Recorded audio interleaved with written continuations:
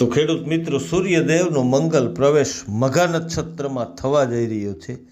16 ઓગસ્ટથી લઈ 31 ઓગસ્ટ સુધી રહેશે અને 16 ઓગસ્ટને રાત્રે 1:59 આ નક્ષત્ર દેડકાના વાહન સાથે શરૂ થવા જઈ રહ્યું છે અને ખેડૂતો માટે વરદાન સમાન સાબિત થાય એવી સૂર્યદેવ પાસે પ્રાર્થના. અને લાંબી વરાપ બાદ આવતી સિસ્ટમ કે જે આખું નક્ષત્ર વર્ષે એવી શક્યતા છે. અને આ નક્ષત્રની જે કહેવત છે કે વર્ષે મઘા તો થાય ધાનના ઢગા.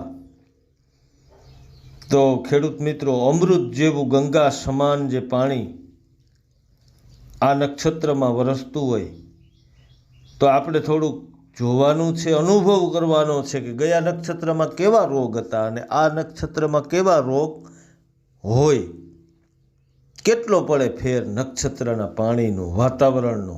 કારણ કે આપણી સુવર્ણ ભારતની જે ખેતી હતી એ નક્ષત્ર આધારિત હતી. ક્યાંક ને ક્યાંક આપણે ચૂકી ગયા હોય તો હજી આપણે થોડાક અનુભવ મેળવી અને પાછી આપણી જૂની ખેતીને આ નક્ષત્રના રિઝલ્ટ જોઈ અને અપનાવીએ અને આ નક્ષત્રનું પાણી આપણે એકત્રિત કરી અને આખું વર્ષ વાપરી શકીએ. આ પાણીમાં કોઈ દી કીડા પણ પડતા નથી.